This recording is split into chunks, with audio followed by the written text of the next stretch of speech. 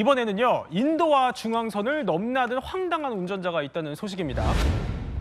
네, 맞습니다. 이 사건은 지난 8월 26일 새벽 대전 서구 용문동의 한 도로에서 발생했습니다. 음주운전 의심 신고를 받고 출동한 경찰이 해당 차량을 검문하려고 세웁니다. 운전자가 차를 세우고 내리나 싶더니 그대로 도주하는 모습이 찍혔습니다. 수차례 계속되는 정차 명령에도 무시하고 도주하는 운전자. 신고자인 택시 기사와 함께 차량의 도주를 막아보지만 계속 빠져나갑니다.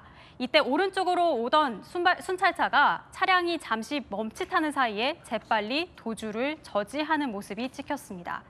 경찰의 하차 요구에도 운전자가 응하지 않자 경찰은 운전석 유리창을 깬 뒤 현행범 체포했습니다. 네, 이 30대 여성은 경찰의 정차 요구를 무시한 채 도주한 혐의를 받고 있습니다. 영상 보여주실까요? 네.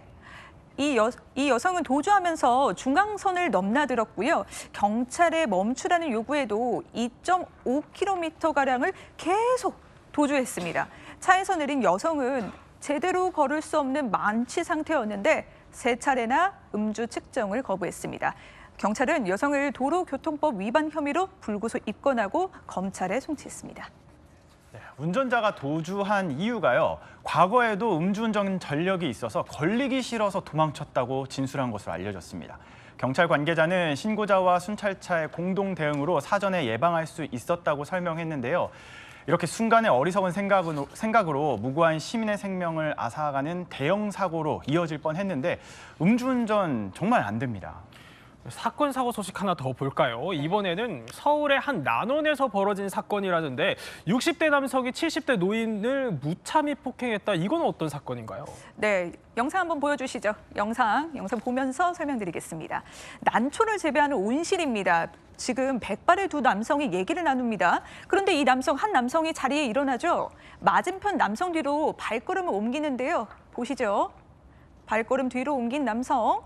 다시 난초를 살펴보는 듯 하더니 남성에다가 갑자기 팔꿈치로 앉아있던 남성의 머리를 가격합니다. 또 이렇게 쓰러져 있는 남성을 향해서요. 주먹으로도 수차례 얼굴을 때리기도 하고요.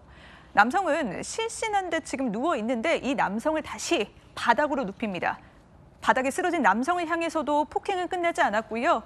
실신한 남성을 향해서 끊임없이 발기질을 이어갔습니다. 네, 의자에 앉아있는 피해자의 얼굴과 뒤통수 연속으로 17대 가격했다고 합니다.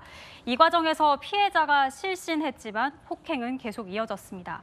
피해자는 사건 발생 이후 방치됐다가 머리와 가슴 통증을 호소하면서 직접 경찰에 신고했습니다. 피해자 갈비뼈와 다리뼈가 골절돼서 9일 동안 병원에 입원해 수술을 받은 것으로 알려졌습니다. 그런데 저 남성 왜 저렇게까지 폭행을 한 거죠? 네, 저희가 알아봤더니요. 이 두 사람 난초 거래를 두고 갈등을 빚어온 것으로 전해졌습니다. 피해자에 따르면 이 60대 남성 남매매상으로 과거부터 난을 거래해오던 관계였다고 하는데요. 최근 몇 년간 고가의 난을 외상으로 가져가고 대금을 지불하지 않아 갈등이 있었던 것으로 전해집니다.